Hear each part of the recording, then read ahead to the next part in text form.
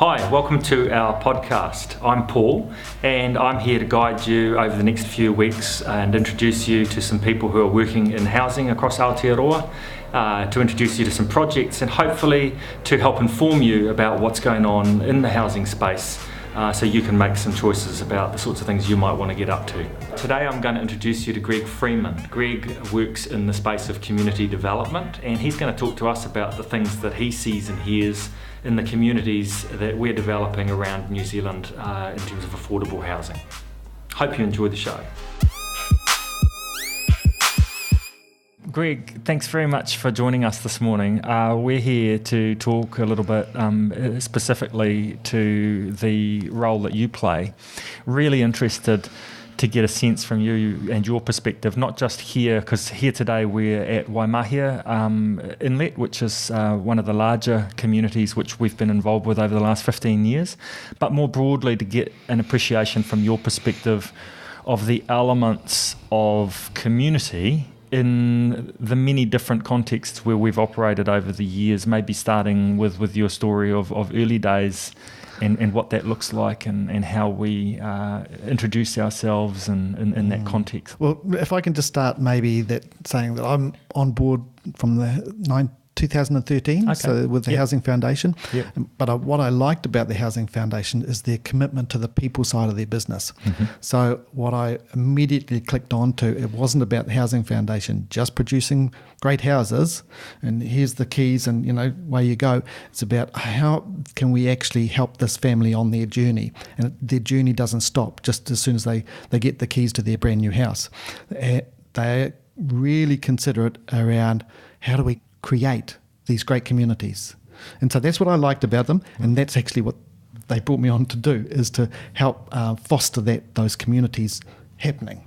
So can you help walk us through, before anything's even started being built, what are the foundations that are there? I mean, obviously a place like this, there was already or other places like West Coast Road, or even in Christchurch or in Avondale, there were already people there, or there were already communities in the area. What happens? How does it work? Yep. Well, I just start with what basically makes someone feel like they're in a great community.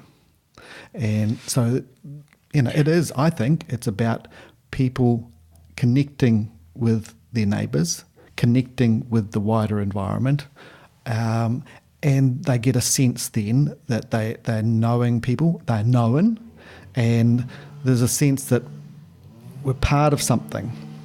So I think that's really important to remember.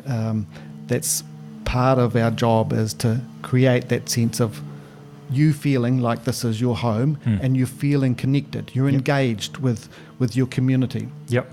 Even engaged. Sorry, listeners might be listening to a strimmer which is outside because somebody's out strimming their lawn, so we've got community going on out the window right now. That's a weed eater to me. Oh, it's a weed eater. Okay. Did I make up that word? No, you didn't, but that's just that's where you were brought up. Okay, all right. You must be out west. Yeah, I am. I do live out west. So out south, it's a weed eater. It's a weed eater, okay. But look, you mentioned about some of our early developments, the Housing Foundation developments. I think that's where the Housing Foundation realised it was important. Let's make this part of our DNA, that we actually, as an organisation, we really care about communities and not just, everyone says, every developer you meet on their website, they all have, we care about the communities, it's all about community. They don't do jack, really. Okay, after the families move in. We actually help foster that community building process. Right, so long after the families have moved in, we're still involved and engaged and participating. So what does that look like in terms of behaviour? Yeah, well, I suppose just this example in terms of Waimahia. Right. So this development's 3 years old. Myself and Janice, my other colleague, we go along to resident meetings, the Residents Association. So you're still meetings. attending the meetings, Yes, right? Yep. So we're still a source of advice, and we bring some of the putia, some money as well, and that always helps community activities. We attend their activities, so on the weekends and things like that. We're there and listening and talking and sharing with the residents. So I think that's a really important process. So we're there to talk to families about their ongoing situations or concerns or things like that.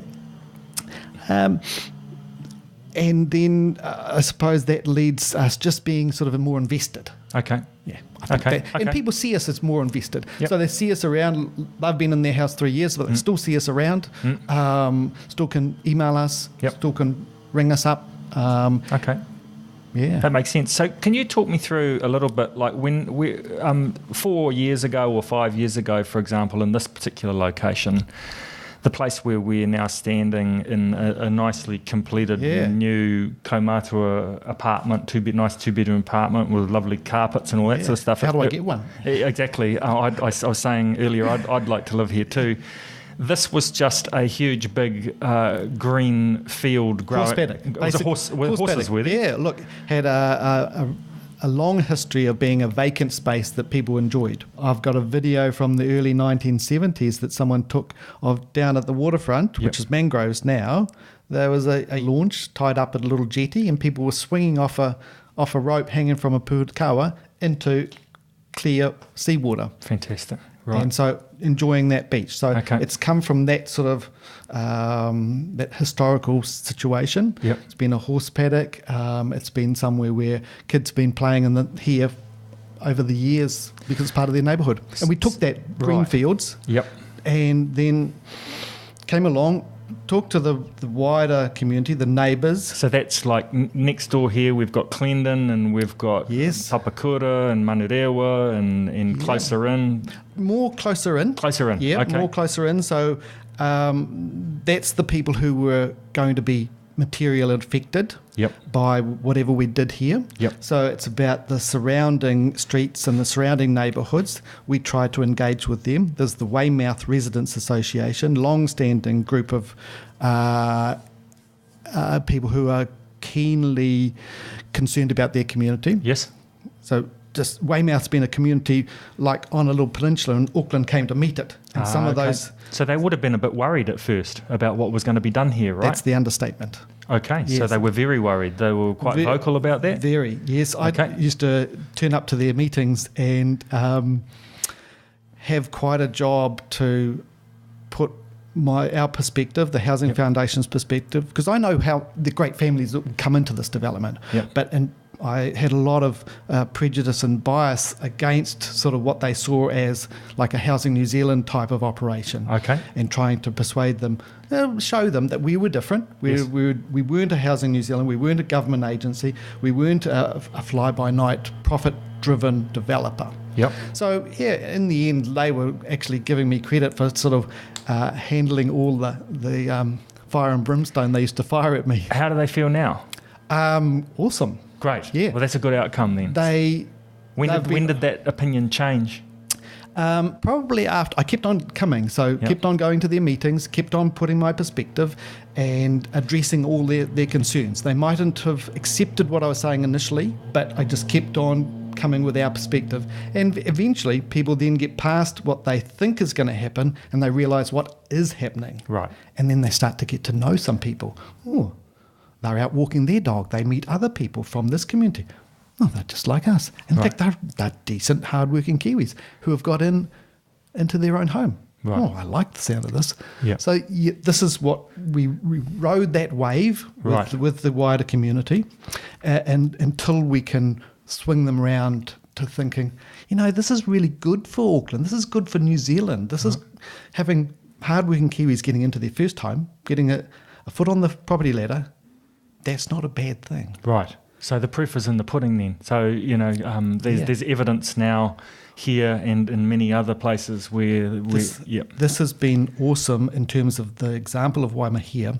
We now can go into other communities with just a little bit more credibility, but also the word has got out there. People talk to their whānau, their workmates, and it's not a hard sort of sell that they don't know us anymore. Okay. Word's out there about Housing Foundation and how we do our business. So can you talk to me, please, just a little bit of detail? For example, here, 290 odd families have now moved into their houses and live in this community. Who are they? Where did they come from? Can you just give us a bit of a sense of who's living here? Yeah, sure, absolutely. Because the neat part of my job is I get to meet many of these families. Mm-hmm. And they are awesome families. They are hardworking Kiwis who really have, by whatever reason, they've found the Housing Foundation and they've got into a home through the use of our financial product, be it the renting before they're quite ready to get into the shared ownership, or going straight into the shared ownership because they're mortgage ready. Okay. So both of those situations, those families, they're just families going about their business, raising their kids, having more kids. Older ones are going off to college, going off to university or whatever. It's life. You know, that's the rhythm of life, and that's what we've got here. We've got a cross section of community, very ethnically diverse, which really you'd think it would be anyway, because we're in South Auckland, and that's the So it's pretty much the same as on the other side of the fence, right? Outside of the Look, as an organisation, we're very proud of the number of Māori who are in this development. We've brought a special focus on helping that community, and I think. There's a lot of folk who are really appreciative of getting a chance with the Housing Foundation to get in and being one of the few families in their wider whānau to own, or on their pathway to own their own home. Yep. So can you talk a little bit about the mixture of tenures that are here, the different types of households and that idea of... Sure. So in any development, what the Housing Foundation and our partners try and do is have a mixed tenure environment. What does that mean? What's tenure mean? Yep. Maybe if I just give an example. Yeah, so the examples of tenure would be someone renting, someone partially owning their house, fully owning their house, renting maybe from a social agency, renting from a private landlord. So these are all different pathways of getting into their house, and we just call them tenures, different ways of being in that house. So are all of those represented here in this community? Yep. Right. Yep. So just to run through, we have got open market sales. So that means that as a partnership, as a development partnership, we've sold houses on the open market. Okay. We make some stipulations around that, so there can't be investors. So they've got to live in the house. Yeah, great. That's the key. Yep. Yeah, nail on the head. Even if you're an investor, you live in somewhere else, and you want to come and live here, we'll still sell your house, but come and be part of our community, live in it for 3 years. Right. So we've got those open market sales. Then we've got the two products that the Housing Foundation is known for. So it's rent to buy program. So we call it rent to buy. You go in and you pay you're renting, and you're renting because you're not mortgage ready. So your finance is a little bit over the place. You haven't planned for home ownership. You've got a little bit of debt, maybe things like that. So you're getting ready for home ownership. Yeah, right. But we need to work with the family over maybe up to 5 years while you're renting the house, and then turn your financial situation into you being mortgage ready. So you can go to the bank, and the bank says, here, we will give you a mortgage. And then you can get into the other Housing Foundation product, which is the shared equity. So when you go to the bank, they say, yep, here's the money. You've got a bit of a deposit. Here's what we can lend you. And you go, oh, okay, that's not enough to buy the full price of the property. That's where the shared nature of the ownership happens. Housing Foundation, leave the rest of the money in. You might be able to own 65, 75% of the house with your mortgage and your deposit. So Housing Foundation, leave the rest of the money in. Like maybe mum and dad for some families would fulfil that function for them, but for the families we work with, they don't have a mum and dad with equity, so they need another partner, right? It's exactly the same. Yep. We perform that mum and dad function. Yep. There's no interest on the money that we leave in there. Yep. We do get the same percentage back when you sell it down the track later on. So those are the two products. So how many households out of the 295 here would be in those programs? Yep, 150 plus. Right, okay. Yep. Okay. Yep. So about 91 open market, about 150 in those two products there. And then we've got some community housing organisations. Yeah. So like Habitat for Humanity, Yeah. Monte Cecilia Trust. We've got Accessible Properties. Court. That's right. Yes. Yeah. Community of Refuge Trust. Very important. One of our partners. And they've had a big stake in buying houses here for their customers. Yes. So they've got a database of people who they want to rent to. Yep. Their special sort of area of focus is those with some disabilities and mental disabilities. Yes. So, but also they do have social housing tenants that just take off the MSD waiting list. So community housing providers, that's the people I mentioned, they've taken a big chunk as well here. And we also then have Housing Foundation in Te Tumu having some community rental. That's just those organisations putting aside 6 houses or more and just saying, long term, we're just going to rent those out into the market. Yep. You know, you don't have to be on a sort of a pipeline to own your home. You're just needing long term, stable rental accommodation. Okay, so all of those different products and types of ownership and rental arrangements are all present in the community. Yes. So it's interesting when you look around the community here, all the houses look the same. Yeah, well, they certainly do look. You can't tell who lives there. You can't tell if there's a someone who's bought it on the open market, you know, or someone who's renting from court, perhaps. Is that intentional? Very intentional. Why? Why did we do it that? Well, the reason why I think we do it is that there's no stigma that can be attached to someone who's coming into this community as a renter. Okay, we as a community, we're just saying to you, your family, you're a resident like the rest of us. You come to the table with this, you know, got the same rights and responsibilities as anyone. Just because you're renting, you know, that's not a negative thing. And so the best way of not having that stigma is having your house look very similar to everybody else. Your house fits in. Yep. Greg, I just want to ask you about your perception, because you have a unique opportunity because of your role and your relationship with all of the households, because you're in and out of people's houses, you're here having relationships with people. What do you think their experience is of living in this community? Has that been about the same as when they used to live in their old house, a bit better, a lot better? What would they say typically to you about their experience of being here? Yeah, look, typically people are very positive. Okay. They've taken on board the opportunity they have to get on the property ladder, and they're making the most of it. What I hear a lot is people say, I've got a feeling here in this community that's very similar to when I was growing up, which you don't hear a lot in Auckland, because now we're in an environment where there's a little bit of a fortress mentality. You know, if you can put a big fence up at your front yard, you will, and you'll retreat in, and you maybe don't know too many of your neighbours. So that's the sort of thing that's not happening here. Right. Yeah, people seem to think that, my kids are playing on the road, and I know those kids because they're down the road. I've seen them. I've met their parents at a community function or whatever. I'm relaxed about the kids I see in the community. You know, their kids are coming into my house, and they're all over the place in the holidays and that sort of thing. You know, I think that's sort of how New Zealand used to be. Yep. You know. Yep. And I hear that a lot. Okay. And sort of think, wow. And that's their doing. We've provided I suppose the template, and that's what we talk about. That's our vision. But these are the families who make it a reality. Yep. They live it. Yeah. Yep. Fantastic.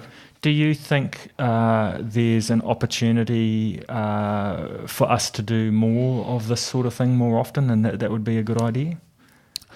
What I think is that people are looking for this type of living. Mm-hmm. Not everyone, you know, and certainly within this community, people can keep to themselves. You know, that's fine, and people do. You can't always be open to engaging with the wider community and your neighbours and things like that.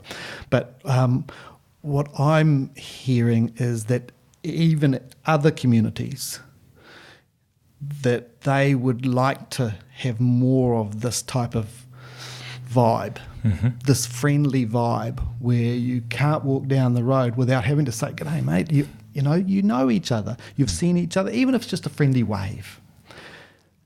I am on in other communities, in Takanini, and I go to their body corporate meetings once a year with this very large commercially driven development of up to 6, 7, 8 years old now. Where I'm going with the story is that I hear at their annual general meeting questions that are put to the floor. Why aren't we having meetings or events that bring us together? We used to have a Christmas barbecue when I first came here. There was one. Why are we having that again? So I hear from other communities, and not first-time buyer communities, that's what they're after, and that's what we're helping provide here. Right. There's a craving for a bit more togetherness. I think there is. Yep. I think there is. There's the sense of, especially if you've got kids and things like that, there's a sense of, I want to be part of a community. I don't want to be an island. I want to be part of a community, and that's what makes it feel like home for us. Just to close, I just wonder if you've got a few comments you'd like to make about the celebration of the completion of this project and what that represents, because it's been a long journey, and I think we're all hopeful that we might get the opportunity to do another few like this.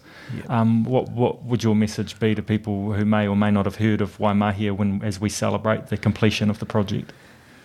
Well, just to talk about the celebration, so that's tomorrow. It's going to be a beautifully fine day, and I think it's a chance for the development team to acknowledge the part that the community has played in making this a success. Also a chance for us to acknowledge our wider team of consultants and all sorts of council and local board who have all played a part in facilitating this hugely successful development happening. When you think 3.5, 4 years ago, if we were stood here, would have been on a rolling sort of hillock and horses grazing down the way. And here we stand now, 295 houses, beautiful brand new homes, with all these families living, and seemingly really content to be here. It's a huge achievement. The creation of that, from nothing to something like this, it's huge. And I suppose tomorrow it's about really acknowledging the support that a lot of people have provided us to make this happening. Fantastic. Well, I just want to, on behalf of the Housing Foundation, thank you, Greg, for all the work that you do, and hope it's a tremendous success tomorrow. Well, don't forget to come. You're the MC. Cheers. Cheers, Paul.